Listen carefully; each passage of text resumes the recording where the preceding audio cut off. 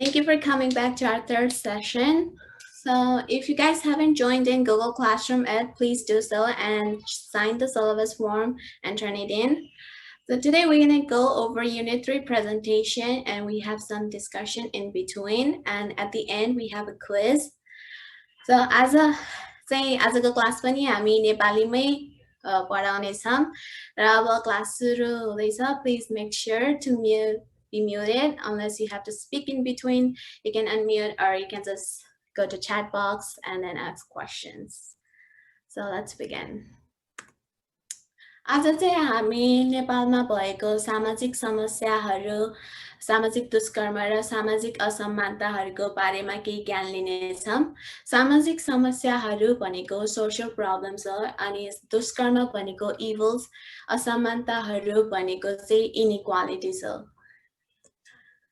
हामी त्यो समस्याहरू हेर्नु भन्दा पहिला चाहिँ म तपाईहरुलाई क्वेशन सोध्न चाहन्छु कि कसैलाई केही थाहा छ नेपालमा के ठूला सामाजिक समस्याहरू छन् भनेर. What are some social issues prevalent in Nepal? So please feel free to go in chat box or unmuted and answer the question.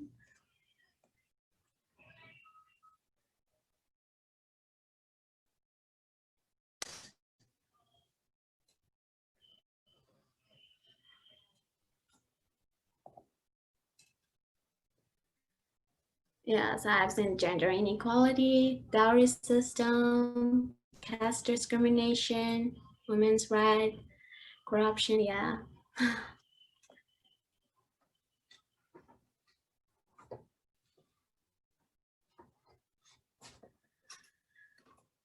Okay, so we will learn about one of the social problem is jati vedva, which is caste discrimination. पहिला नेपालमा 500 BC सम्म चाहिँ के अरे यस्तो जातीय भेदभाव भनेर केही थिएन. त्यतिखेर सबै नेपाली भनेर हुन्थ्यो. अनि नेपालमा यो जातीय भेदभाव सुरु भएको चाहिँ इन्डियाबाट आएको मान्छेहरूले चाहिँ नेपालमा पनि जातीय भेदभाव, जात छुटाउनु पर्छ, यो अब जस्तै पुजारी ब्राह्मण यस्तो अनि के अरे के भन्छ ठकुरी क्षेत्री नेवार यस्तो अनि लुगा सिलाउने, भाँडा बनाउने, गीत गाएर अरूलाई एन्टरटेन गर्नेहरूलाई चाहिँ दलित भनेर छुट्याइयो. अनि त्यही हुनाले दलितहरूसँग छुवाछुत गर्नु हुँदैन, उनीहरूले छोएको पानी खानु हुँदैन, उनीहरूलाई घरभित्र लिएर आउनु हुँदैन. अनि त्यसपछि उनीहरूलाई पढ्न नदिने बाहुन र दलितहरू एउटै स्कुलमा पढ्न नमिल्ने, मन्दिरभित्र छिर्न नदिने, त्यस्तो पहिलेदेखि यो चलिआएको चलन हो. र हाम्रो देशमा अस्ति भर्खरै बनेको संविधानको मतलब कन्स्टिट्युसनमा चाहिँ सबै जातिहरूले चाहिँ के अरे मन्दिर जान पाउने, सबै थोक गर्न पाउने, एभ्रीवन हेज इक्वल राइट्स भनेर भनेको छ. तर पनि त्यो हुँदा पनि हाम्रो देशको मान्छेहरूले चाहिँ त्यो अपनाएको छैनन्. उनीहरू मेनली गाउँहरूको ठाउँमा चाहिँ मान्छेहरू अझै पनि यो जात यस्तो, यो यिनीहरूलाई छुवाछुत गर्नु हुँदैन भन्ने कुरा गर्छन्. अनि भर्खरै पनि त्यो नवराज बिके भन्ने मान्छेले ऊ तल्लो जातबाट आएको र उसले आफूभन्दा ठुलो जातको केटीलाई बिहे गरेर लिएर आउनको लागि ऊ लिन जाँदाखेरि चाहिँ ऊ र उसको साथी लिन जाँदाखेरि केटीको दाजुभाइहरूले चाहिँ थाहा पाएपछि ऊ र ऊ लगायत साथीहरूलाई लखटेर पिटेर चाहिँ खोलामा बगाइदिएर मारिदिएको थियो. अब यो प्रब्लम चाहिँ पहिलेदेखिकै थियो, तर अलिक कम हुँदै गएको छ सहरहरू जहाँ चाहिँ मान्छेहरूले बुझेछन् यस्तो गर्नुहुन्न, यिनीहरूलाई हेला गर्नु हुँदैन, हामी सबै नेपाली हो. जस्तै अब हाम्रो राष्ट्रिय गानमै सयौं थुङ्गा फुलका हामी एउटै माला नेपाली भनेर छ. अब नेपाली भएपछि सबैजनालाई इक्वली ट्रिट गर्नुपर्छ भन्ने धेरैजनाले अहिले ज्ञान लिनुभएको छ. तर स्टिल गाउँठाउँमा चाहिँ यसो गर्न हुँदैन, दलित हो भनेर छुट्याउने गरिन्छ. अर्को भनेको लिङ्ग भेदभाव. लिङ्ग भेदभाव भनेको चाहिँ जेन्डर डिस्क्रिमिनेसन. नेपालीले मान्छेहरूले चाहिँ अझै पनि कुनै ठाउँहरूमा चाहिँ girls are weaker than men भनेर हुन्छ, उनीहरूको सोच छ. अनि गर्ल्सहरूलाई चाहिँ के अरे स्कुल पठाउनु हुँदैन, उनीहरूलाई पढाउने भन्दा घरको काम सिकाउने र चाँडैभन्दा चाँडै बिहे गरिदिने त्यस्तो सोच हुन्छ। अनि अब अहिले चाहिँ कम हुँदै गएको छ, तर पहिलाको जमानामा चाहिँ के अरे छोरी छ भने कि त अबोर्ट गरिदिने कि जन्मिसकेपछि कतै लगेर फ्याँकिदिने त्यस्तो पनि गर्ने चलन थियो। There people are well educated nowadays in the cities. Still, in some parts of the villages, people still think girls can't do anything. उनीहरूलाई घरमै राख्ने र घरको काम सिकाउने भन्ने त्यस्तो परम्परा अझै पनि छ। र सिटीहरूमा पनि जहाँ चाहिँ अब केटीहरूलाई त्यस्तो पढाए पनि लेखाए पनि उनीहरूलाई कामहरूमा प्राथमिकता नदिने अनि त्यस्तो गर्ने अझै पनि छ। इक्वल पेहरू त्यस्तो अब नेपालमै मात्रै होइन सबै ठाउँमा त्यो छ, तर नेपालमा चाहिँ केटी मान्छेलाई अझै कम राइट्सहरू हुन्छ अनि धेरै ठाउँमा अगाडि बढ्न दिँदैन। हुन त अहिले हाम्रो देशको राष्ट्रपति केटी नै हुनुहुन्छ, तर पनि अब धेरै ठाउँहरूमा अरू गभर्मेन्ट पोजिसनहरूमा केटा मान्छे भन्दाखेरि चाहिँ केटी मान्छे नै अगाडि हुनुहुन्छ। अर्को टपिक छ पारम्परिक विवाह र दहेज प्रणाली। पारम्परिक विवाह भनेको अर्ली म्यारेज हो, दहेज प्रणाली भनेको चाहिँ डाउरी सिस्टम। पारम्परिक विवाह नेपालमा चाहिँ पहिलेदेखि नै छोरी मान्छेहरूलाई चाँडो बिहे गरिदिने, त्यही भएर उनीहरूलाई घरको काम मात्र धेरै सिकाइन्थ्यो। घरमा धेरै बेर राख्यो भने चाहिँ उनीहरूको बिहे राम्रो मान्छेसँग हुँदैन त्यस्तो भन्ने चलन थियो। अनि त्यो चाँडै बिहे गरिदिने भन्नाले भर्खरको 12-13 वर्ष हुँदामै उनीहरूलाई बिहे गरिदिएर पठाइदिने हुन्थ्यो। उनीहरू भर्खर हुर्केको उमेरमा चाहिँ उनीहरूलाई बिहे गरिदिँदाखेरि उनीहरूलाई भर्खर आफू नै हुर्किरहेको हुन्छ, तर उनीहरूलाई एक्स्ट्रा रेस्पोन्सिबिलिटी लिनुपर्ने हुन्छ।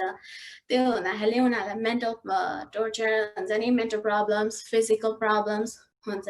अनि चाँडै बिहे भइसकेपछि अब उनीहरू प्रेग्नेन्ट हुन्छन्। प्रेग्नेन्ट हुँदाखेरि चाहिँ अब अहिले आएर चाहिँ दे आर मोर हुन्छ नि technologically advanced in everything, but back in the days there went like hospitals in every part of our country. त्यो हुँदाखेरि घरमा जो ठुलो मान्छे थियो उसले नै बच्चा अब जन्माउँदा हेल्प गर्थ्यो। त्यतिखेर केही बिहे नराम्रो अब हुन्छ नि केही जानी नबुझिकन गरेको हुँदाखेरि चाहिँ mothers they lost their lives while they are giving birth. अब अर्को भनेको दहेज प्रणाली। दहेज प्रणाली चाहिँ अब one of the main reason why like parents used to abort girls is because of दहेज प्रणाली, because छोरी जन्मिने साथ चाहिँ बाउ आमालाई टेन्सन हुन्छ के दहेजमा के दिने भनेर। त्यो अब हामीले अब specially people who come from lower caste and also हुन्छ नि अब जोसँग धेरै पैसाहरू हुँदैन, काम गर्नलाई गाह्रो भएको मान्छेलाई झन् बढी पीडा हुने भएको हुनाले चाहिँ उनीहरूले केटीहरूलाई छोरी मान्छे भन्दा छोरा मान्छे प्राथमिकता राख्थे। अनि अब यदि कसैलाई छोरीलाई बिहे गरेर दिइसकेपछि पनि उनीहरूको इनलजहरूले चाहिँ धेरै लिएर आएन, पैसाहरू सामानहरू धेरै लिएर आएन भनेर बुहारीलाई जिउँदै जलाइदिएको पनि कतिपय ठाउँमा छ। अनि अथवा फिजिकल टोर्चर दिइरहने त्यस्तोहरू। अनि recently there was one situation where like उसको बिहे गरेर गइसकेको थियो, तर उसको बुढा चाहिँ बितेछ अनि उसको नामको इन्सुरेन्सको पैसाहरू बुहारीले लान्छ भनेर चाहिँ सासु ससुराले बुहारीलाई काटेर फ्याँकिदिएको पनि त्यस्तोहरू पनि न्युज छ। अनि दहेजको कारणले पनि त्यो अब बुहारीहरूलाई धेरै ठाउँमा नेपालको स्पेसली गाउँहरूको विलेजेस पार्टहरूमा चाहिँ अहिले पनि त्यसरी मारिदिने टोर्चर दिने भइरहेको हुन्छ। Yeah. Is there a law against that now in Nepal? There is a rule, but like no one follow. You know, Nepal's rule is so strong. If you have money, you can just get out. You know, from that situation. Okay, thank you. So अर्को problem भनेको भ्रष्टाचार भनेको चाहिँ corruption हुन्छ।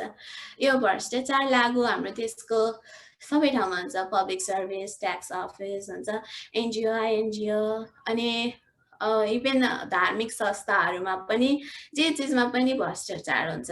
अनि त्यसपछि अब तपाईँसँग पैसा छ भने तपाईँको काम हुन्छ, यदि पैसा छैन भने तपाईँको पेपर फाइलहरू कहाँ पुगेको हुन्छ, के हुन्छ केही थाहा नै हुँदैन। जस्तै अब ट्याक्सको मामलामा चाहिँ के भन्छ धनी मान्छेहरूले चाहिँ आफ्नो ट्याक्स दिन नपरोस् भनेर चाहिँ उनीहरूले ट्याक्सहरू लुकाउँछन्, त्यसमा पैसा दिएर लुकाउने कोसिस गर्छन्। नेताहरू, हाम्रो देशको नेताहरू भनेको सबै पैसा खाने नै छन्। एउटा कुनै पनि पार्टीको मान्छे चाहिँ भ्रष्टाचार नगरिकन ऊ छैन। सबै हाम्रो देशमा नेताहरू धनी र जनताहरू गरिब त्यही भएर हुन्छ भ्रष्टाचारको कारणले। जस्तै नेपालमा अर्थक्वेक जाँदाखेरि पनि धेरै पैसाहरू धेरै देशहरूबाट गएको थियो, तर त्यो पैसाहरू चाहिँ जनतामा भन्दा नेताको अगाडि पुगेर नेताहरूले त्यो पैसाहरू खाइदिएका थिए। अनि अरू भनेको रिलिजियस इन्स्टिट्युसन, धार्मिक संस्थाहरू जस्तै अब हिन्दू रिलिजन भएको त्यो मन्दिरहरूमा पनि उनीहरूले भगवानको नाममा पैसाहरू उठाउँछन्। उठाएपछि त्यो अब काम नगरिकन चाहिँ उनीहरूले त्यो पैसा खाइदिन्छन्। अनि अर्को चाहिँ अब नेपालमा अर्को रिलिजियस इन्स्टिट्युसनको चाहिँ प्रब्लम भनेको Christianity. I am not against it, but हुन्छ नि गाउँहरूमा चाहिँ गरिबहरू भएको ठाउँमा त्यस्तो क्रिस्चियन हुनुपर्छ भनेर बुढाबुढी हजुरबा हजुरआमाहरूको एजको मान्छेहरूलाई चाहिँ उनीहरूले हामी यति दिन्छौँ, तपाईँहरू क्रिस्टियानिटीमा कन्भर्ट हुनु, अनि के अरे तपाईँहरूको रोगहरू खतम हुन्छ अनि यस राम्रो हुन्छ भनेर त्यसरी रिलिजन बदलाउनको लागि मान्छेले पैसा दिएर त्यस्तो गर्छन्।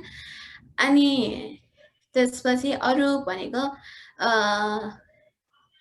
रिसेन्टली अर्को कोभिड-19को बेलामा पनि धेरैवटा टेस्ट किटहरू नेपाल पुगेको थियो, तर त्यो सबै सरकारहरूले त्यो हुन्छ नि लुकाएर गरेर चाहिँ त्यसमा पनि पैसा कमाउन बढी पैसा गरेर चाहिँ त्यसमा पनि भ्रष्टाचार भएको छ। सो अर्को क्वेसन, हाम्रो देशमा भ्रष्टाचारका कारणहरू के हुन्? Like what are the causes of corruption in our country?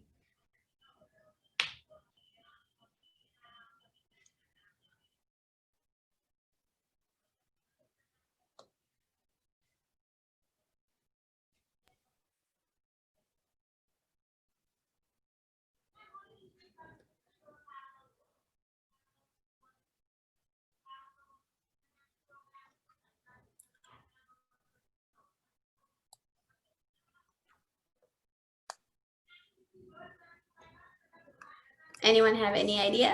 Like what are the causes? Okay, lack of access for more of the public, and very fast money.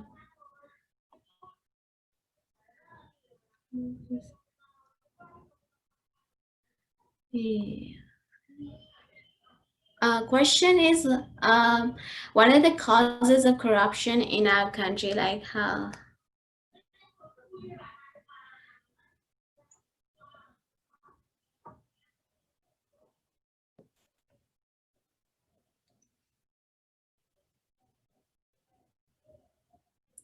Please. Yeah, abuse of power. People who are in power, they just get the money and then they don't think about the citizens of the country. Yeah, corrupt politics. Yeah. Especially in our country, like one party blames the other party, like whoever जो पनि के भन्छ सरकारमा छ नि, जस्तै अब अहिले नेपालमा एमालेको सरकार छ, काङ्ग्रेसको सरकारको मान्छेहरूले चाहिँ एमालेहरूले धेरै पैसा खाएर यसो गर्यो भन्छ। अब भोलि पर्सि काङ्ग्रेसको सरकार हुन्छ, त्यसमा एमालेले चाहिँ काङ्ग्रेसले धेरै पैसा गर्यो, त्यो चिजमा पनि पोलिटिक्स हाम्रो आई थिङ्क अब पोलिटिक्स अनि के भन्छ राम्रो लहरू हुन्छ नि, स्ट्रङ पनिसमेन्ट राम्रो नभएर पनि त्यो भ्रष्टाचार भइरहेको हुन्छ। So let's move on to another topic.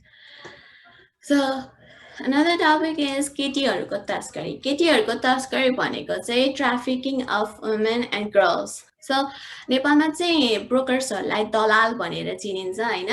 अब यो केटीहरू बेच्ने उसमा चाहिँ केटी मान्छे केटा मान्छे दुइटै इन्भल्भ हुन्छन्। अनि यो दलालहरू चाहिँ जो गरिब छ, जोसँग काम छैन, जोसँग चाहिँ पैसा अब त्यो धेरै आउने उस छैन, उनीहरूको घर घरै गएर they give fake hopes to their parents. त्यो हुन्छ नि हामी तपाईँको छोरीहरूलाई काम दिन्छौँ अनि उसले पैसा कमाउँछ, तपाईँहरूको परिवार राम्ररी पालिन सक्छ भनेर उनीहरूले फेक होप दिन्छन्। अनि त्यसपछि गएर उनीहरूले लिएर अनि केटीहरूलाई धेरैजना केटीहरू बटलेर चाहिँ इन्डिया लान्छन्। अनि यो प्रब्लम हुन्छ नि भइरहेको चाहिँ इन्डिया र नेपालको बोर्डर टाइट नभएर पनि यो प्रब्लम छ। अनि नेपालबाट इन्डिया केटी लाने अनि प्रस्टिट्युसनको लागि बेच्दिने गर्छन्। अनि जब त्यो मान्छेहरू इन्डियामा अब केटीहरूको काम भ्याइसकेपछि उनीहरूले नेपाल पठाइदिन्छन्। इदर सम अफ देम आर प्रेग्नेन्ट होइन, कोही प्रेग्नेन्ट भएर फर्किन्छ, कोही केही भएर फर्किन्छ। अनि उनीहरू आफ्नो घर जान कोसिस गर्छ, तर अब बाउआमाले उनीहरूलाई घरभित्र आउन पनि दिँदैनन्, किनकि अब बाउआमालाई थाहा हुन्छ कि यो छोरी यस्तो छ अनि के अरे अब कसैले पनि बिहे गर्दैन भन्ने त्यो बाउआमामा प्रब्लम छ। अनि त्यहाँबाट त्यसपछि तपाईँहरूले यहाँ देख्नुभएको छ राइट ह्यान्ड साइडमा एकजना अनुराधा कोइराला भन्ने, उहाँले चाहिँ माइती नेपाल भन्ने नन प्रफिट अर्गनाइजेसन खोलेर चाहिँ यस्तो अब केटीहरू जो इन्डियाबाट बेरोजगार कुनै अप्सन नभएर फर्केको केटीहरूलाई चाहिँ उहाँले सेवा दिने कामहरू गर्न अनि त्यसपछि बस्नको लागि खानको लागि उहाँले संस्था खोल्नु भएको छ र यसको लागि अवेरनेस बढाउनको लागि पनि उहाँले त्यो संस्था खोल्नु भएको। अर्को टपिक भनेको चाहिँ अर्को प्रब्लम भनेको चाहिँ देउकी प्रथा र झुम्मा प्रथा हो। देउकी प्रथा चाहिँ बाउआमाले चाहिँ आफ्नो छोरीलाई कुमारी भन्ने थाहा छ नि, कुमारी बनाएर चाहिँ मन्दिरमा लगेर राखिदिने अनि त्यसपछि उनीहरूको जीवन त्यही मन्दिरमा अथवा मन्दिरबाट निस्किसकेपछि पनि के अरे त्यतिकै घरै बसेर बिताउने जिन्दगी हुन्छ। अनि झुम्मा प्रथा भनेको चाहिँ बुद्धिस्टहरूको दोस्रो छोरीलाई चाहिँ गुम्बामा लगेर राख्ने हुन्छ। अनि त्यो कपालहरू पुरै खौरिदिएर अनि गुम्बामा लगेर राख्ने हुन्छ। यो दुईटै प्रथाको सिमिल्यारिटिज चाहिँ के हो भन्दाखेरि केटीहरूले आफ्नो अधिकारको लागि लड्न पनि पाउँदैन अनि त्यही बसिरहनु पर्छ। उनीहरूले केही they won't be able to get education हुन्छ नि, त्यही बसेको हुन्छ, त्यहाँको मान्छेले जे बोलेको त्यही सिक्ने अनि त्यसपछि अरू अगाडि बढ्न नसक्ने अनि उनीहरू चाहिँ जीवनभर उनीहरूले बिहे नगरिकन बस्नुपर्ने हुन्छ। यदि उनीहरूले बिहे गर्यो भने चाहिँ के अरे त्यो केटाको चाँडै त्यो केटा मर्ने त्यस्तो हुनाको कारणले उनीहरू अनलकी हो, त्यस्तो भएर चाहिँ बिहे गरिदिँदैनन् र उनीहरू जीवनभर नपढिकन त्यतिकै आफ्नै लाइफ त्यो बिग्रिन्छ र बिहे नगरी बस्ने हो। अर्को भनेको चाहिँ घुम्टो प्रथा। यो प्रथा चाहिँ नेपालभरि सबै ठाउँमा भएको प्रथा हो, तर अहिले आएर चाहिँ धेरै जसो नेपालको वेस्टर्न पार्टमा चाहिँ यो प्रथा डिसपियर भइसकेको छ, तर तराई एरियाहरूमा चाहिँ स्टिल छ। किनकि अब यो प्रथा चाहिँ सुरु भएको भने बिहे गरेर गइसकेपछि आफ्नो इनलज को अगाडि स्पेसल्ली फादर इन ल र एल्डर ब्रदर इन लको अगाडि चाहिँ घुम्टो ओढेर मात्र अगाडि जानु भनेर चलन थियो। तर अहिले अब मान्छेहरू बढी एजुकेटेड भएर चाहिँ यो प्रथा यो राम्रो होइन, यो कुनै इट्स एन अननेसेसरी भनेर चाहिँ अनि धेरै ठाउँमा चाहिँ यो डिसपियर हुँदै गएको छ। तर पनि केही ठाउँमा स्पेसली तराई भाग जहाँ चाहिँ धेरै जसो इन्डियाबाट आएको मान्छेहरू हुन्छ, उनीहरू हुन्छ नि चाहिँ घुम्टो ओढेर बस्ने त्यस्तो अझै पनि त्यहाँ चलन चलिरहेको छ।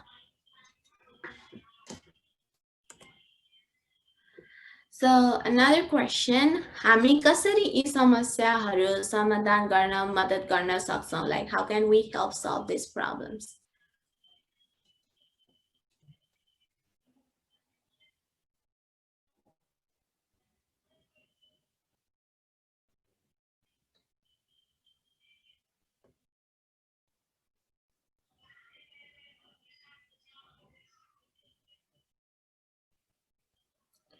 Yes, educate people, awareness program. We need to change. We want to see.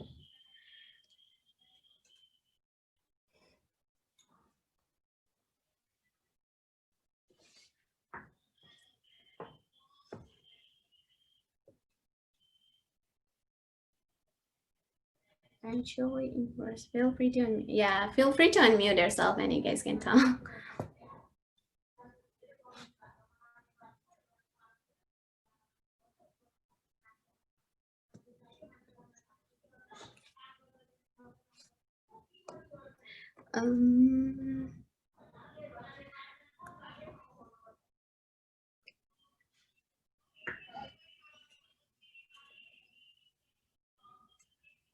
Education system.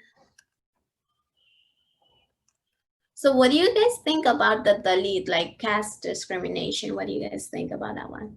Like, how can we solve it?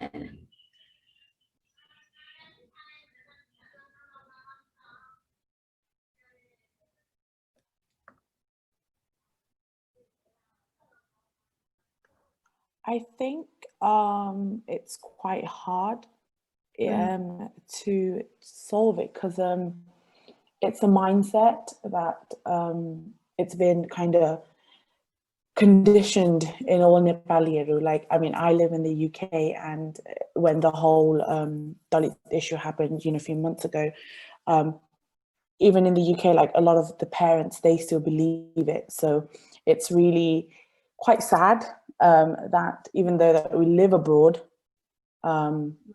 we still carry on these stupid and useless kind of things.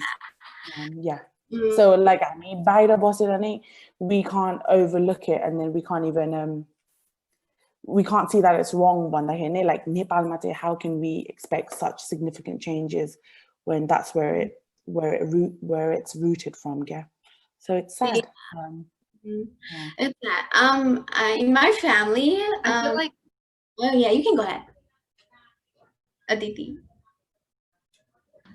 I feel like this is comparable to segregation, or what was segregation in the United States. So, or segregation in general, and you could, I guess, mimic some steps, and like, I guess, just take some things from how it was reformed, like not completely. Yeah. Yeah. Sure. So in my family, like my dad, even I'm a mix of Baun and Chetri. My mom is Baun and I'm Chetri. But my dad, he had an organization for like to help Dalit people in Nepal. So we don't really हामी चाहिँ त्यस्तो अब यो मान्छेलाई छुवाछुत गर्न हुँदैन यस्तो त्यस्तो छैन तर पनि अब नेपालमा चाहिँ अब पहिलाको जमानामा चाहिँ अलिक धेरै नै थियो हैन अनि त्यसपछि अहिले आएर चाहिँ कतिजनालाई चाहिँ दलित भए पनि उनीहरू चाहिँ अगाडि बढ्न सकेको छ एजुकेटेड भएको छ हैन अनि पहिला चाहिँ अब त्यो एजुकेटेड हुन नपाउँदाखेरि चाहिँ उनीहरूले आफ्नो लास्ट नेम चेन्ज गरेर चाहिँ त्यसपछि कुनै फिल्डमा आएर अनि पछि चाहिँ म यो भनेर त्यसरी नै अगाडि बढेको छन् हैन अब आई थिङ्क हामीले धेरैजना अब चाहिँ मलाई चाहिँ के लाग्छ भने नेपालमा स्कुलहरूमा चाहिँ एउटा every school I think they should हुन्छ नि एउटा अर्गनाइजेसन खोलेर अथवा एउटा क्लासको मान्छेलाई चाहिँ लगेर गाउँहरूमा मान्छेहरूलाई स्पेसली गाउँहरूमा यो प्रब्लम छ नि त जसले पहिला एजुकेसन लिन पाउनु भएन उहाँहरूलाई त थाहा छैन नि त यो के हो भनेर so if everyone goes to from every school goes to some parts of Nepal and educate them हैन आई थिङ्क हामीले 100% एलिमिनेट गर्न चाहिँ सक्दैन यो प्रब्लम तर एटलिस्ट अप टु 90% गर्न सक्यो भने पनि राम्रो हुन्छ जस्तो चाहिँ लाग्छ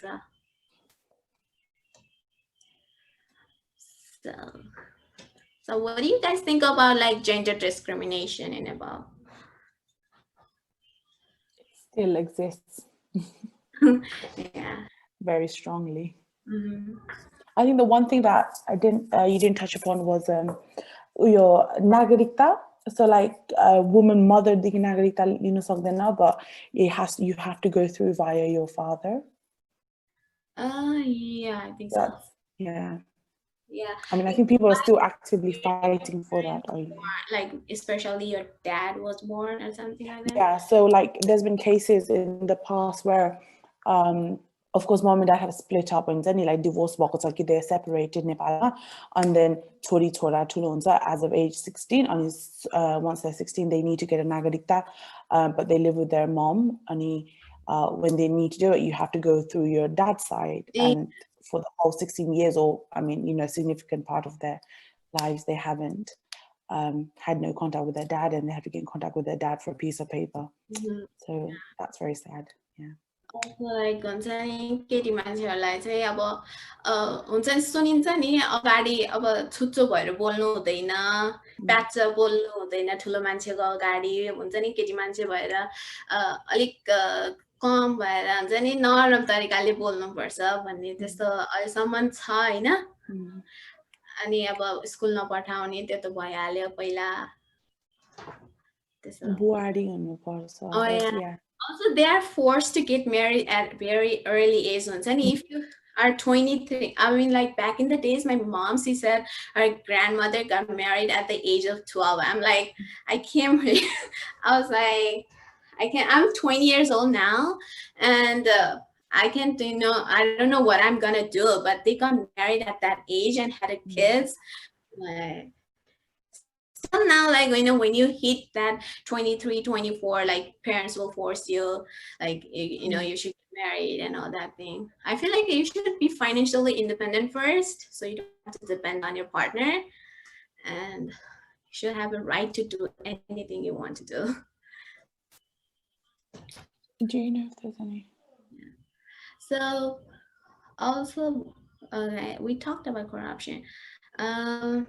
What do you guys think about girls trafficking?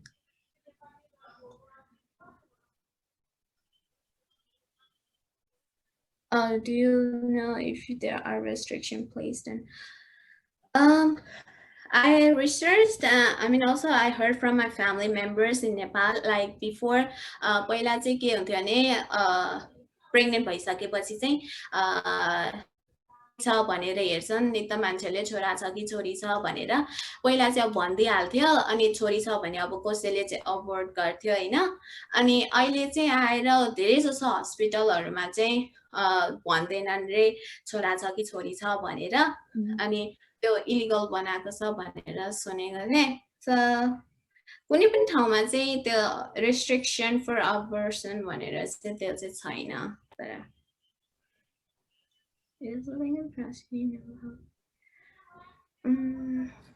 so anyone have any idea like about girls trafficking?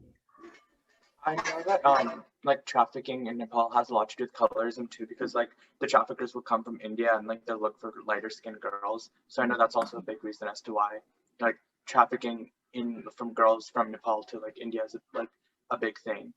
Yeah. Like people just sell it, like, you know. And there's a lot of like victim blaming culture, isn't it, around trafficking? I watched a Vice News video where, of course, the victims are returned to Nepal, but they're still very stigmatized by the society, when in reality it wasn't their fault. Once they were like probably parents don't accept them. So also like the whole thing with like them like those people like the traffickers coming for those girls in like more rural parts of Nepal is because they know they're uneducated. They know that they like those girls want money and like they're looking for work, so they take advantage of that. So like another way to solve like trafficking would be to like just give girls more opportunities and awareness and education, so that they don't have to depend on things like a guy telling them, oh, like the Muslim now what they're possible to like stuff like that. Yeah, definitely. I think it's a failure from the government again. It's if the government had a strict rule, maybe it wouldn't occur, you know.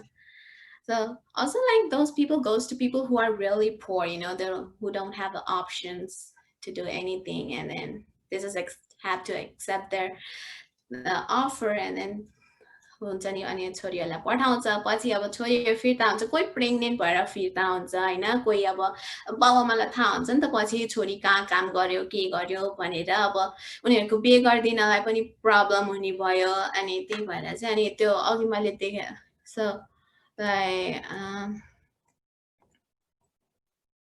So like, you know, there the one in the right hand side, her name is Anuradha Koirala. So she has an organization to help those who are the victims of girls trafficking.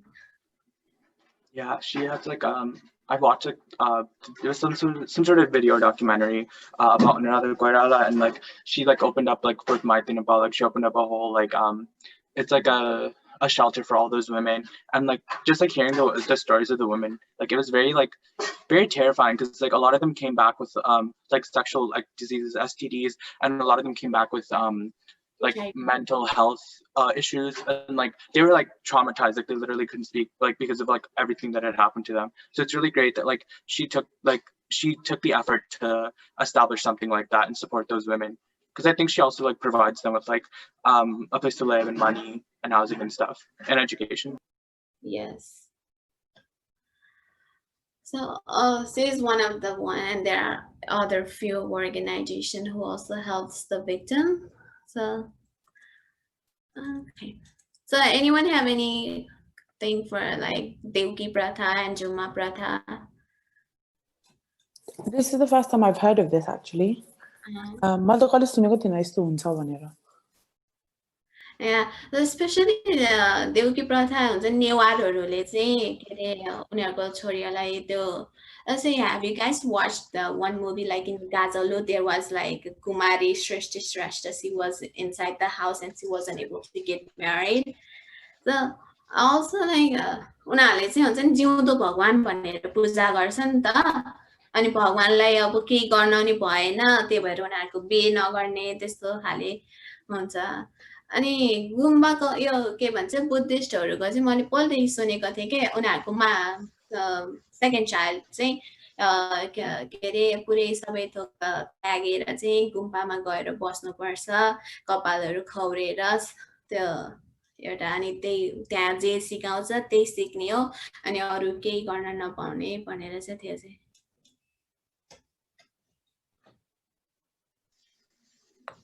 I feel like it's the same thing with just like educating like girls and like the parents of girls about like what opportunities there are for like and providing them with the things to support themselves so that like they know that like stuff like this isn't okay. Yeah, like if we have a good education system, then maybe these problems will be like, you know, less. Yeah, it is very positive. Okay. So what do you guys think about the Ghumto Pratha? Is there should be removed and all that?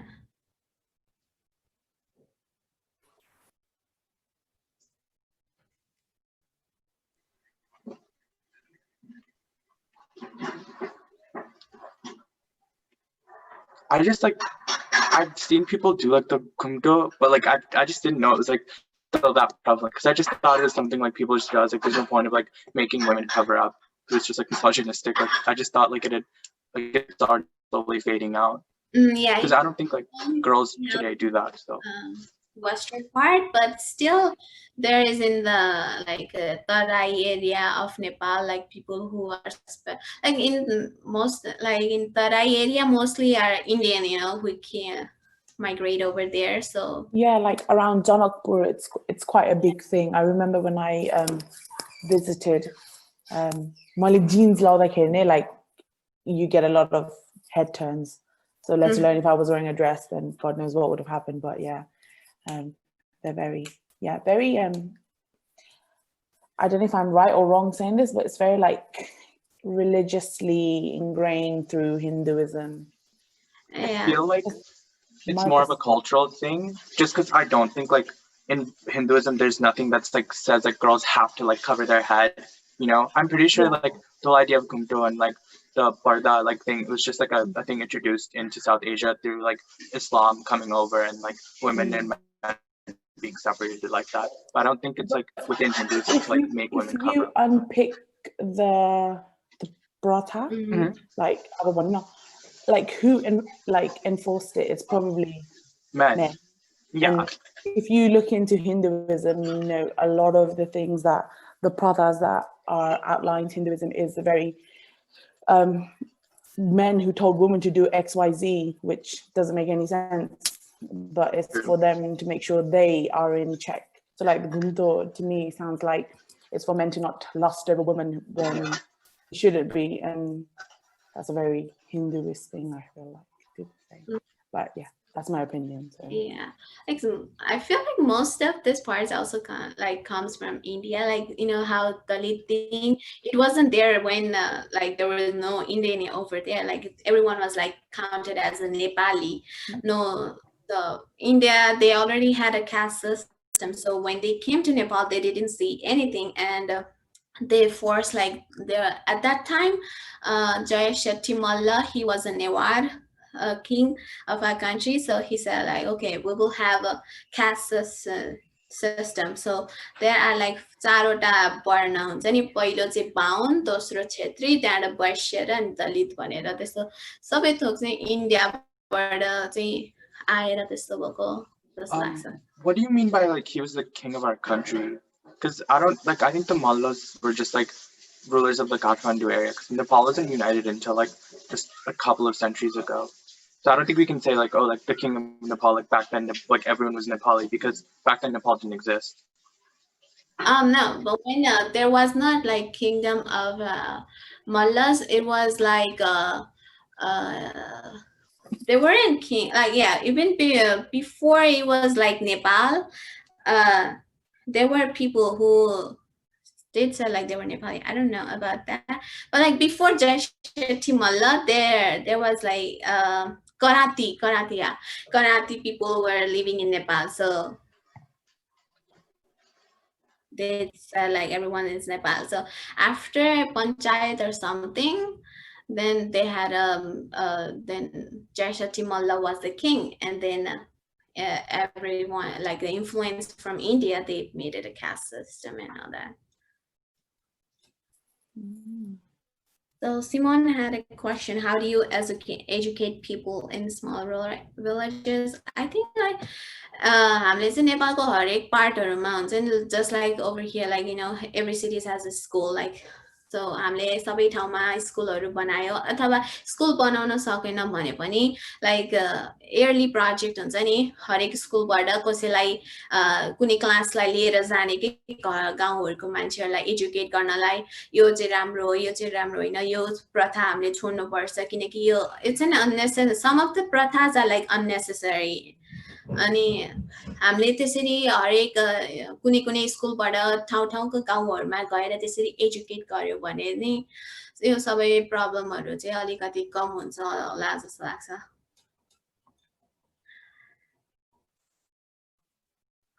So, you want to talk about the colorism and LGBTQ in Nepal? Oh, I was just like wondering like what like everyone knew, like what you guys could like tell us about that. Like I know it wasn't on the PowerPoint, but like just like any like general knowledge. Okay, I think in Nepal right now, everyone, like back in the days, you know how no one's familiar with Western culture, so people wouldn't open up about being gay or lesbian and all that. But now, like we can see everywhere, people are opening about it, how like what they are, and I don't think there's any like rules against them in Nepal, so they accept whatever they are. Anyone have anything to say? There, I know, like on this subject. So if there aren't any laws about this, are there any? I guess, is there anything cultural, like any cultural beliefs against the LGBT community? Well, like, as our culture, like if we go by our cultural ways, I mean, they won't accept, you know. But in our constitution, I don't think there is any like kind of law where we don't accept them. But as a community now, like as a society, we do accept every and each kind of person. Like, we accept who each individual is. So I don't think there will be a problem about Yeah, I think same-sex marriages are legal in Nepal. It's not illegal. And on the bit regarding colorism, you mean skin color, right? Like darker and lighter tone. Yeah. Yeah. Wait, what else would I be referring to? Oh, sorry, I don't know. I'll just clarify. Yeah, it's okay. Yeah. Because I think a thing I heard from my parents or like just elders, like during family gatherings, what they used to say was like colorism kind of started from like being rich and poor. So if you are darker, the reason why you're darker and not light is because people would assume that you're poor because you would work outside in the fields. And then like so you don't have an office job, you're not rich enough to just live in your house. But they would just assume because you're dark, that means you work out in the fields, so you're poor. And if you're lighter, that means you have the luxury of living indoors and owning probably a business, and then you don't have to work outside in the sun, so you're technically rich. So that's one of the things I've heard why there's this belief of or assumption of rich and poor and light and darker. But, I think okay. Sorry. When it comes to the LGBTQ community, there's actually, because I know someone in the chats asked about whether like there's anything in Hinduism where like they speak out against it. There's actually a god who is like meant for like the third gender and LGBTQ community, and it's a sense where like it's supposed to be like everyone is accepted, but because like our society, I don't know like what happened, but like there's a taboo on it. But in Hinduism itself, it's accepted and there's nothing against it. It's just how like society decided to like,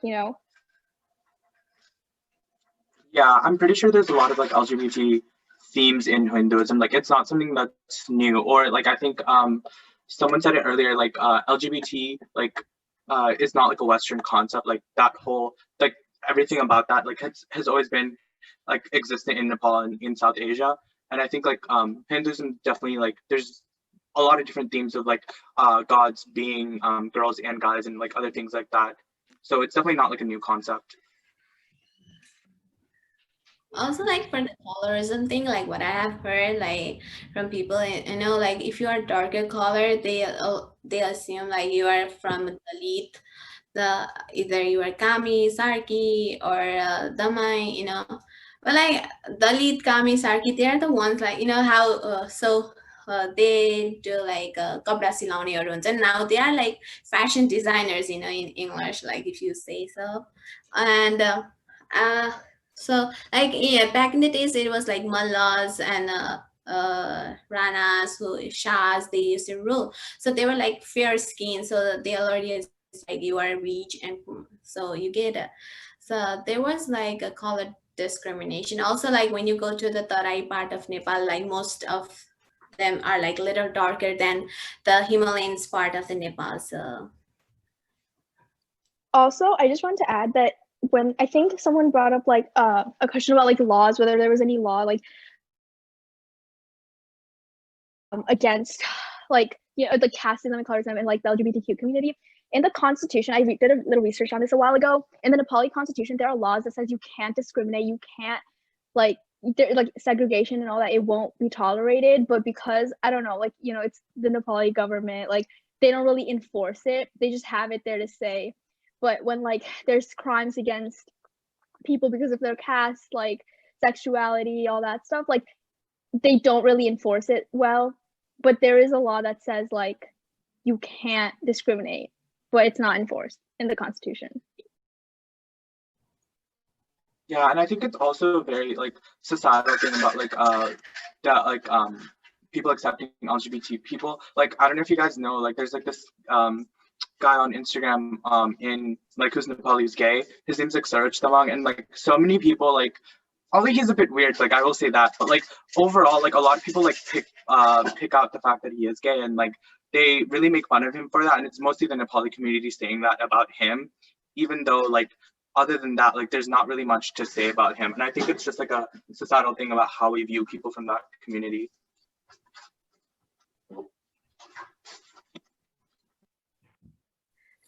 You can get married since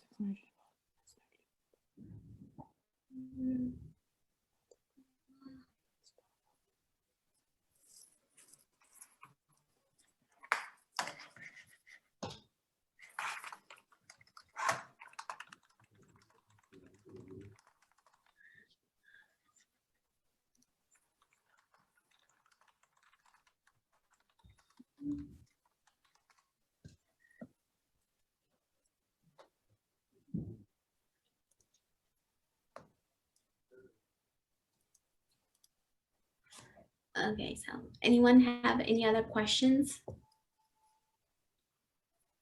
I think the thing with people with stomach has to do with toxic masculinity. Yeah, I agree. Yeah. Yeah. I think it's just the norm, isn't it? It's a new concept for the majority in Nepali society, where because it's not a man and a woman, they just don't. I mean, I just think Nepali people don't like change because our culture is so intertwined, and it literally roots from religion. It's just don't say anything bad about religion, otherwise, you know, you're against us. You're with us or you're against us. You can't be halfway. Yeah. I don't know if it's just because like Nepali people are against change. I think they're just against.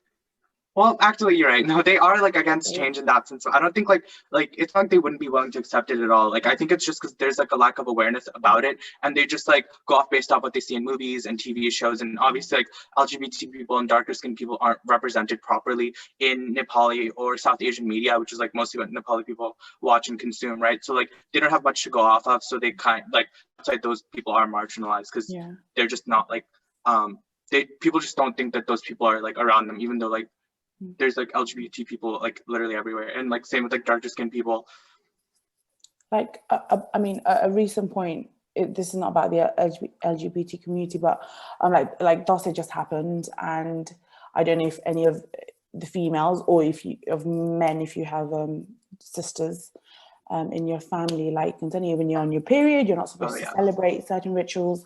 That was a big discussion within, I mean, our family, and like, you know, some of my friendship circles, where some of them didn't celebrate it. But living in a Western developed country, having the education we were provided, you know, like I did grade 7 or 6, whenever you guys get taught in America, we get taught in year 6, which is like, we're around 11. Like we know like period is nothing to do with being bad blood, but we still carry it forward. Well, other families do in the UK. So it's a bit, again, it's a societal thing. Like we need to change it, but it's hard for that change to come about.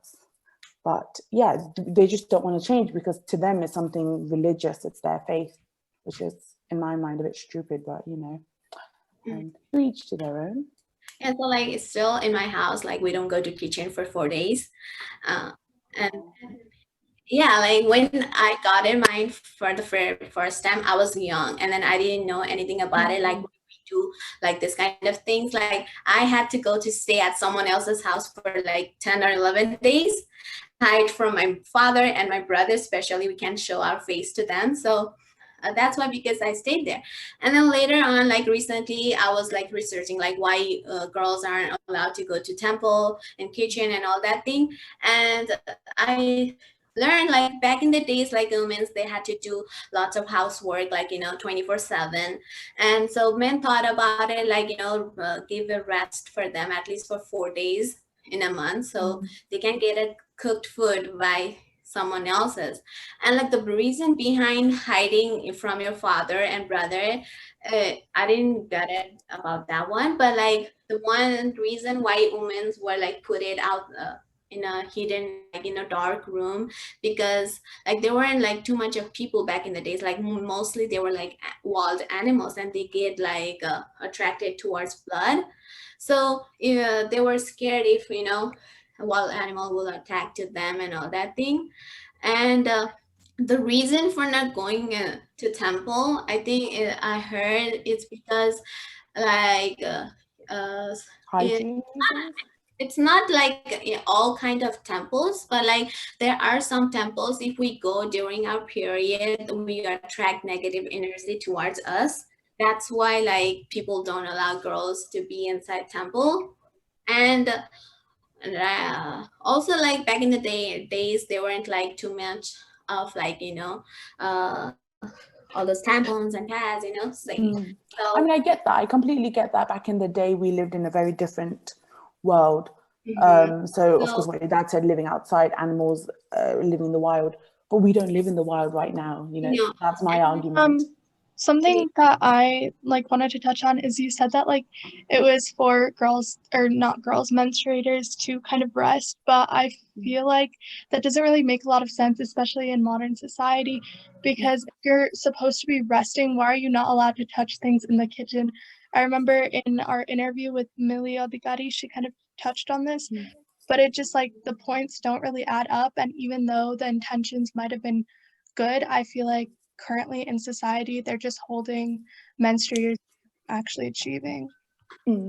I think it's because like culture and religion is very like intertwined like in Nepali like society, and like your period has nothing to do with religion. I don't think there's anything written like in Hinduism. I might be wrong. I think it's mostly just societal things. And what I was gonna say is like I know people do like your gunya chola when you get your period, and I know Newars have their and their bara, like that also has to do with like coming of age and stuff. And obviously those things back then were like in a way they are to celebrate women, and like they those traditions were accustomed like for that time. And I think like I don't see why we can't do the same thing now, where like we take the traditions that we have now, like regarding menstruation, like with your gunya chola and doing like.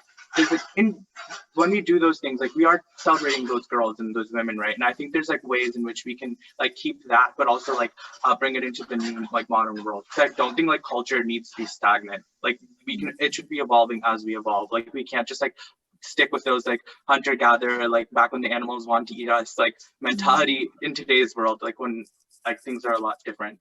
Yeah, I think things definitely got like lost in translation basically over time, because like also about the gunya chola thing, I don't know, I think I did mine when I was like a kid. I think it's different for like every family, but like like things like that definitely got lost in translation over time. Even if like what Isha said about like how the menstruation, like it was to rest, it was for menstruators to rest, like maybe it was, and like it got lost in translation over time and people made it like about something completely different.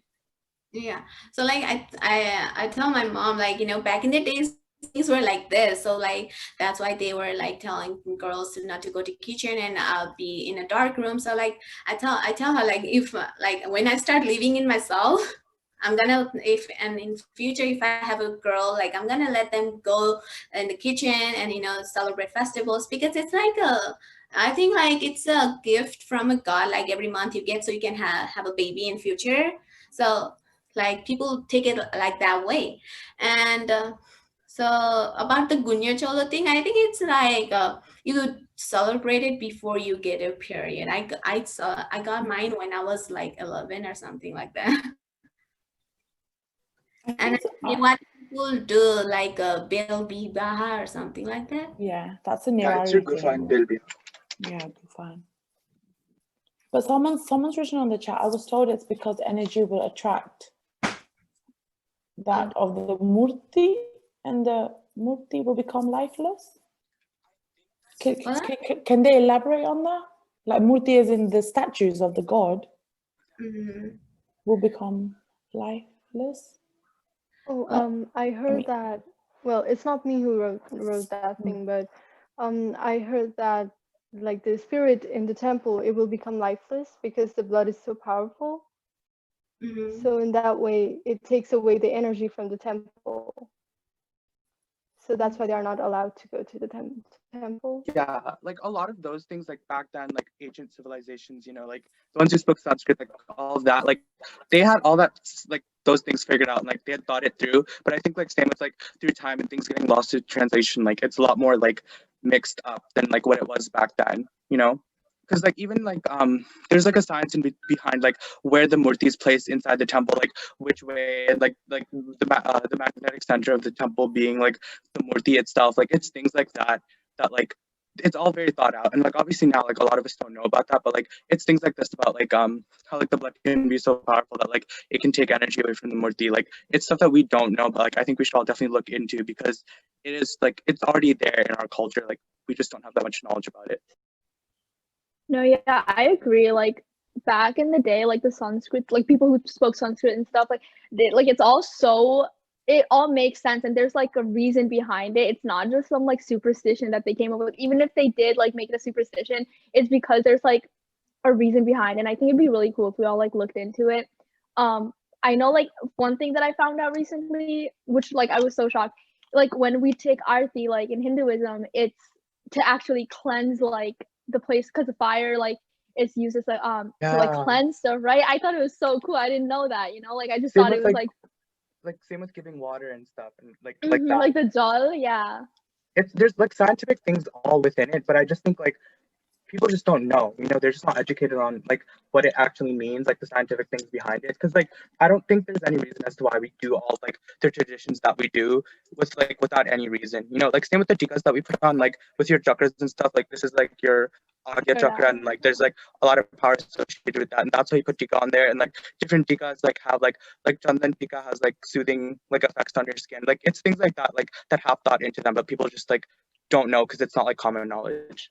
Yeah, like my dad told me about the arti thing, but then like if I like asked my mom about it, or like my grandma, like I doubt she'd be able to tell me, you know, like. And there are like so many like beliefs, like you know how you can't cut your nails at night, and you can cut it inside the house, or like you have to, like in my house my mom's like you can cut your hair on these days, you know, because of this and that. And there are so many like random beliefs, like unnecessary ones.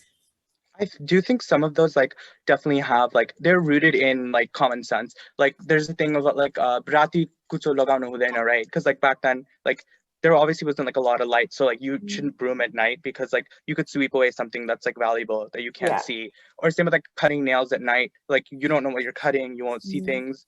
And obviously those aren't relevant now because it's clearly like bhakti cha, so like that's not like really relevant. But like there's still like there's a reason behind that we do things, you know. Some superstitions are like super whack. Like I don't know if your parents do this, but like my mom's always like the jutta like surto pharkanu parcha, like when you're at the door, or it's like or latsi bhagtin. I don't even know like the random stuff, but yeah. Bro, my mom says that so much that like I now every time I see it, I can't stand it when it's like flipped, and I'm like, no. But another thing that I found out, sorry, this was kind of cool. So my mom was telling me, like, I was rearranging my room and I had my bed face a certain way, and she was like, you can't sleep that way, like it's bad for you. Yeah. And I'm like, why? And she wasn't able to explain it, so I look it up, and turns out it's because of like the magnetic force of like the earth. The way that you like if so I think I was faced like north, but if you like sleep that way, like your all your like blood is rushing to your head, and it's just like really bad. And like I actually got a headache after that too. Exactly. Like my mom. That's it's crazy. I also heard that I think it's called sleep on the north or south side, like you die in sleep, or like you have stroke or something like that. I just heard like you know. So like my mom's like always either east or west, you know, you should have your head towards. Also like my she believes like when you wake up you shouldn't be looking at the mirror, like should be, it's a bad luck or something like that. Yeah, sorry. And I think with the point you were talking about like facing a certain way when you're sleeping, it's called like feng shui. And it is got to do with like the magnetic field of the earth, and like it does have an effect on the human body because it's like the earth and the human body is basically, you could say, it's from the same source. So yeah, I actually believe in that as well, and it is something I go by a lot. But yeah, it's crazy how like a lot of that type of stuff is backed up by science. It's not just like, you know, some people say, oh, religion is fake. Like, no, it's actually like backed up by science. So, and like people just, and what you were saying about the tika and the chakra, like, bro, that's mad. Like, because when you put it between your eyebrows, that's where like the pineal gland is, and like it has some sort of smell, and that like it reminds you, I mean, it's like a pressure point for that chakra. So it's mad how it all ties up with science. It's not like some fake stuff. Exactly. The ancient civilizations, like they had their shit figured out, like that's for sure.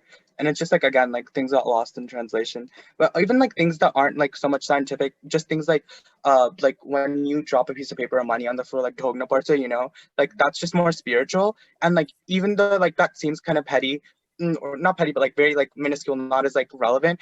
And like I remember in like school, like when no one would be looking, like I'd see a book on the floor, I'd be like, but like but like Yeah, bro, even that, like same. Oh it's my. like rooted in the fact that like you devi ko rupo, you're like this is a form of God, like knowledge and wealth, and you're not supposed to disrespect that, and by leaving it on the floor, like stepping over it, or like kuta lagni tisma, like that's disrespectful. And it's just to remind you, like you need to be thankful and like for those things.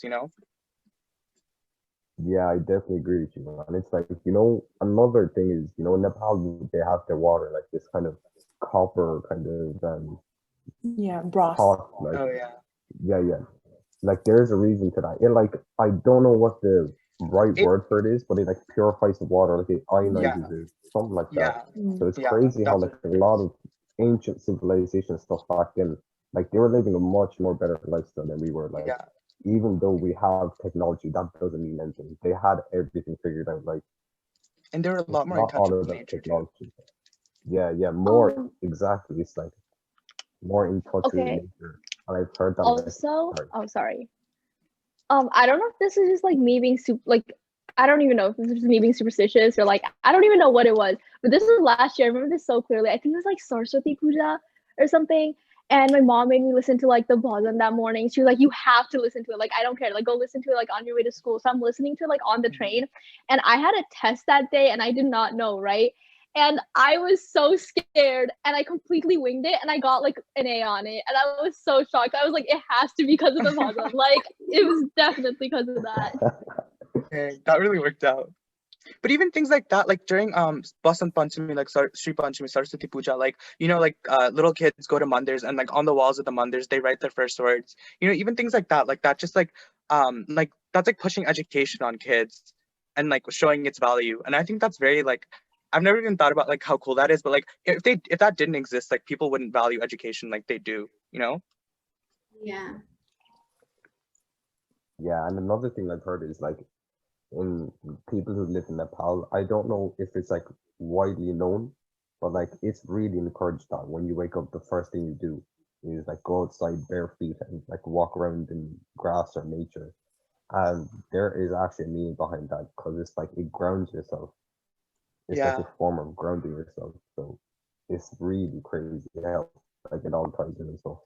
Yeah, same with like when you do puja, like you offer like water and you do like Surya darshan. I don't know how to do the thing, but like you like position your hands in some way where you're looking at the sun, and Oh just like yeah, things yeah, like yeah. that. Like you're supposed to like the whole point behind that Yeah. is like respecting the sun, because like literally the sun gives us everything, like all the nourishment and stuff. Or like another thing. Oh, were you gonna say something?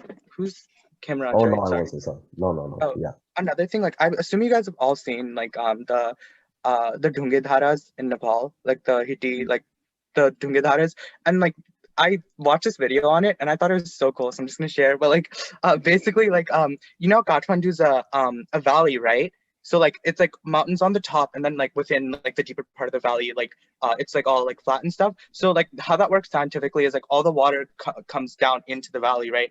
And that's how like those Dhunge Dharas are able to like dispense water, because they like draw it from underground sources, because like it works so well that like Kathmandu's in a valley. And even that, like those Dhunge Dharas that are in Nepal right now, like they're literally centuries old, and they still work to this day, and people still like use them to get water, to bathe and stuff, and like literally for everything. So I just think that I feel like there's so many different cultural things like that like we could definitely incorporate into the modern world.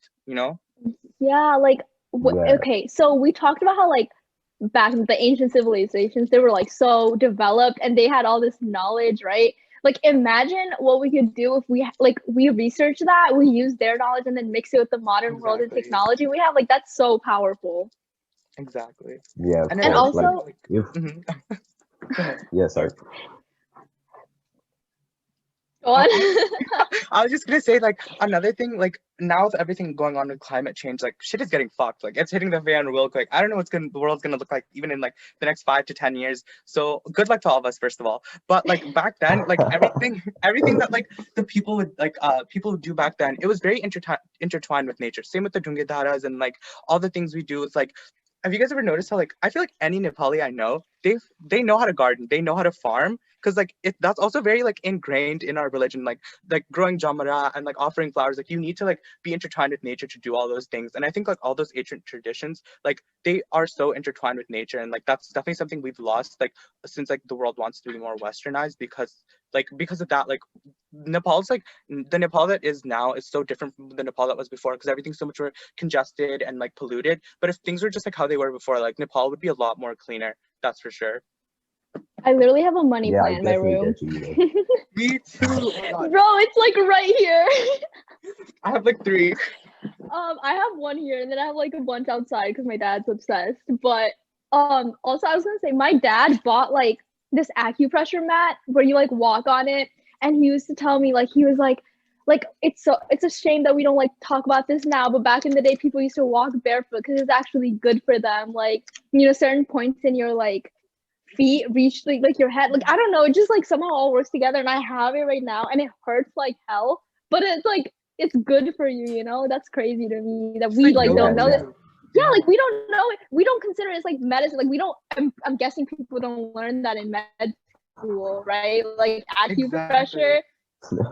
But that's like it's just like white. I don't know what the right term for it is. Like, if they just think like those traditions are just so like irrelevant, just because like they weren't created by white people. But like now white people want to do white yoga and all those things, and like and then they like appropriate it. That makes me so mad when people like appropriate it, and then they're like it's like, have you seen those TikToks where it's like, oh, it's Christianity, like yoga, it's Christianity. Oh my God, like, baby. Oh, I get so tight. Oh my God.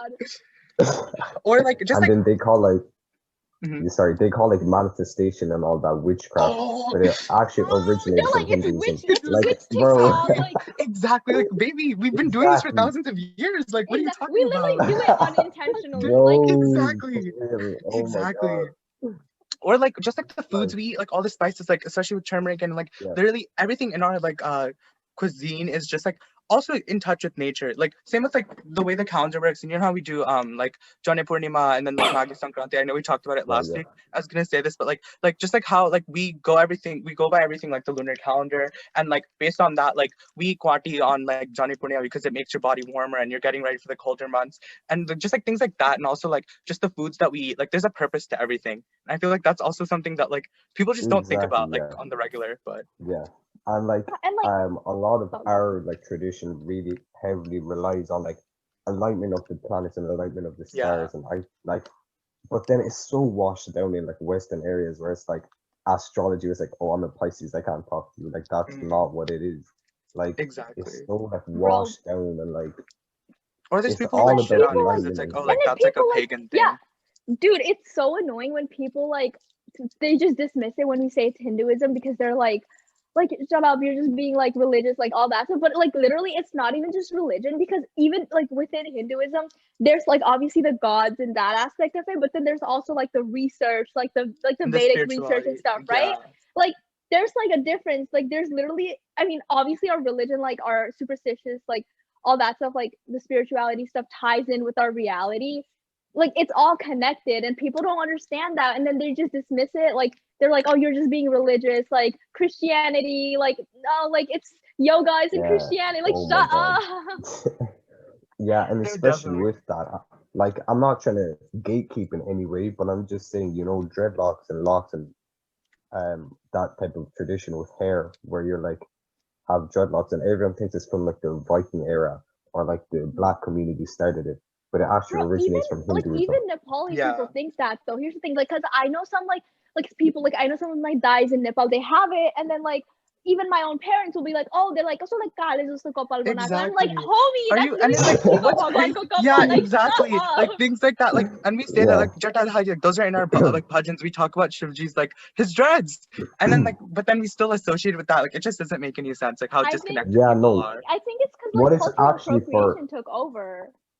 And what it's actually for is because, you know, the when you get dreads, it's said that your like hair gets kind of heavier because you're like intertwining it, and it puts pressure on your crown, which is like the crown chakra. And when there's like a constant pressure on the crown chakra, it'll like slowly like open or release energy. So that's the like reason behind it.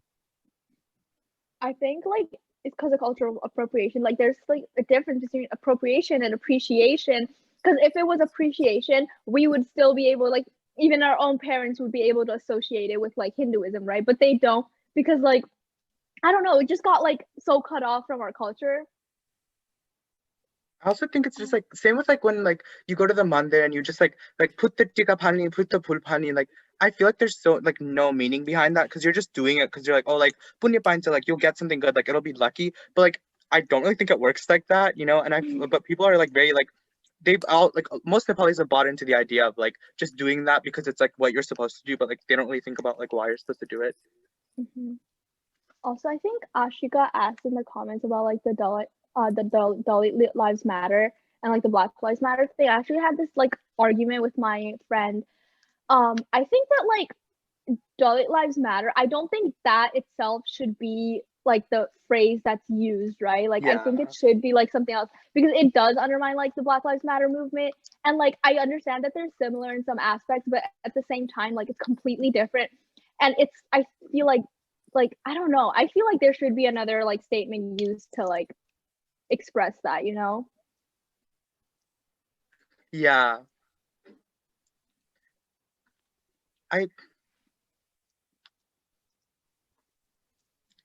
It's like a tricky thing, you know, because like obviously you want like to like empower the Dalit people, but at the same time like you don't want to like disrespect like the Black community by like doing that with the hashtag. I think the best way to like, isn't it kind of like based on different countries?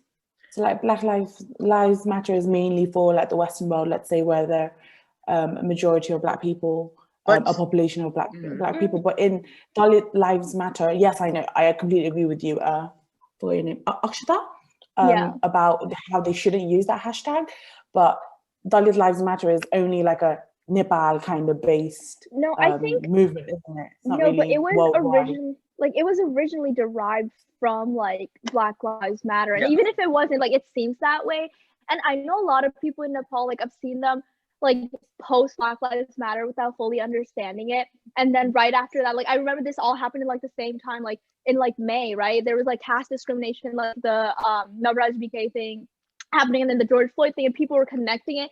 And they specifically in some infographics, they connected those two, which is fine. Like, but I don't think it can be like, you can't use Dalit Lives Matter like right after something like that happened. I just feel like I can't speak for like the Black community, but like some people I feel like might like actually find that offensive, you know? Exactly. And if in the off chance that they do, that means we have no right to use it because like it doesn't, like that's just disrespectful to them. And especially like in the whole wide world, like there's definitely like still like I'm sure you could find like at least one Black person in every single country in the world, you know. And just for that, like I don't think it's right to piggyback off of their movement because in the world, like even with colorism in Nepal, like that affects Black people the most. Like in the world, like Black people like sadly have like the worst spot. And like so in that way, like I don't like whatever we do in regards to the Black community, like I think we should like still respect them, you know, just because like even in Nepal, like all the like clothes that the modern Nepali kids are wearing, like but like it's all influenced from like hip hop culture and all that, like and which all clearly comes from like Black culture in America. Yeah, so even like the music genre where there's like Nep-hop, it's like that's what they call it, Nepal. It's like literally derived off of hip hop and stuff. Like, you know, there's a lot of influence and stuff. So have you, I mean, I'm kind of changing topics, but were you guys aware of that big viral, controversial kind of thing that happened regarding cultural appropriation about this white British girl who wore like Tharu Luga in Nepal, and then she was in a magazine campaign, and a lot of people kind of, I'm getting quite confused looks. No, I've never heard of that. I mean, but I feel like maybe it's, well, you said it was a British girl, right? Yeah, it was, but it was Yeah, it became quite viral, like via social Wait, media. so what happened? Like she was wearing Tharu clothes and she ended up on the cover of a magazine? No. So what it was, let me see if I can remember it properly. There is a video on it. I'll link it to you guys on Discord in a second. But it's, so do you guys know, like you mentioned Nepop, like J. Arthur Eru, them lot. So it's one of the girls that they Oh wait, was it the girlfriend?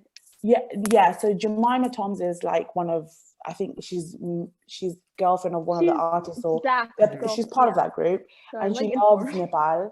And you know how Nepal was having this big campaign for Visit 2020 this year.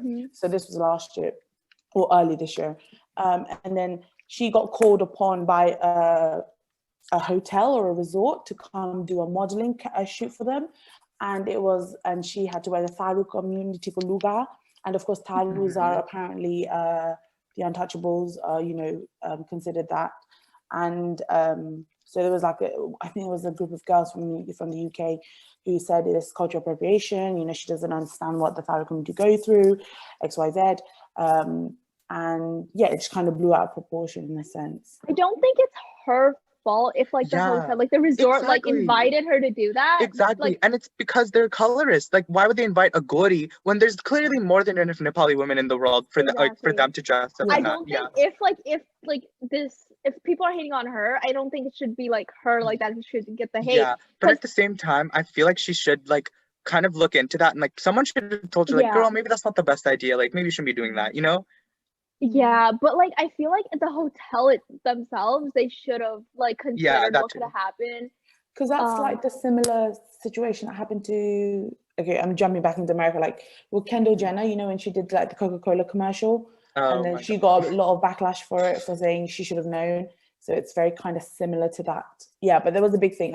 I'll link you guys a video, you should watch it. It's so they invite the girl who started the whole, this is cultural appropriation, and then they kind of have a discussion with other people and they kind of put their own 2 cents. But yeah, that was kind of like something kind of viral within the Nepali community with that in regards to cultural appropriation. So I just think like the whole thing behind cultural appropriation is like people of like our culture, like of other cultures, kind of like reclaiming what is ours and like stopping things from like getting misconstrued. And we're just like, in a way, we're just trying to like speak up for ourselves, and I just don't think it's fair that like a lot of people like they don't understand like our feelings, and instead like of trying to understand us and like why we're saying this is cultural appropriation or XYZ, like they kind of just bash us for like, they like instantly get mad and they're like, oh, you're gatekeeping, or like, but that's not the case. There's like a difference between appropriation and appreciation. Have you guys seen the one video of that one British lady who went to Nepal and then like she like argued? Does everyone know what we're talking about? Like she argued with that one lady, and like the lady like attacked her on the side of the mountain, was like chasing her. I saw it on Twitter. Oh my god! And power to that, like to that I mean, exactly. Like I don't think she did anything wrong, because I'm tired. Like, what the hell are you doing bargaining with some lady in the mountains who literally like gets her like her roji roti, like her freaking daily money from like just things like selling tea and all that? Like you're really bargaining with her, and you're a Gori too. Like you have your money. Like don't front. Like you have the money to be able to buy like maybe 10 different cups of jam, but like you're being that petty. Like if it was a Nepali, it'd be different, but with like an American or like a Western, like that's not okay. Yeah. Oh like, my god, exactly. I hate when people try to scam you in Nepal because you're like not from there, but you're Nepali. Like when I was supposed to go, I did go paragliding like last winter when I was there, and they tried to charge me like way more than the actual like ticket. The actual ticket was like 4,000. They tried to charge me like 10,000. It was a whole mess. And then my guy actually had connections. He's like, I know people here, and then he got us like the actual price. No, they're smart. They're fucking smart. Like I remember I walked into the shop in like Basantpur Darbar Square, and then like just like I was speaking Nepali, right? Like my like tutu Nepali, but like I was still trying. Obviously, I like looked the part, and then like within seconds they just know you're not Nepali. They can just tell. Know. Exactly. You can literally dress in like the most traditional clothes, go there, speak fluent Nepali, and they can still tell. Yeah, exactly. But same with like the Nepalis here that I meet, I can look at them and I'm like, you came from the Gao yesterday, didn't you? Like I just know. Yes, that's literally like how I was trying to explain to my friends. I was like, if like a new person comes here, then people are instantly like, "Fog." Oh, that too. That I hate. I hate that term. It's very gatekeeping, and it's like the people Yeah. who like grew up here. I know it's like more prevalent in like the Indian Pakistani community to use that word, but I think it's just like the people, like the kids who are born here, like trying to like make themselves feel like more superior just because like they I didn't don't come like from the that. Like motherland. if people are purposely bashing on people that like just came, like even if you weren't born here and if you came here like when you were little, and they try to bash on people who like recently moved in, like dude, your parents went through the same thing. Exactly. I think you should instead like try to help them fit in. Exactly.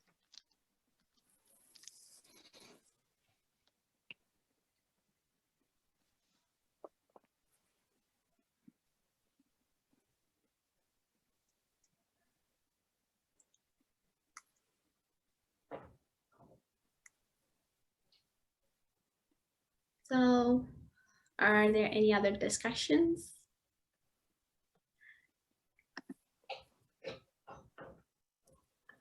Okay then, so we can end it, I think, if no one has any question. Okay, thank you guys for coming. So see you next week.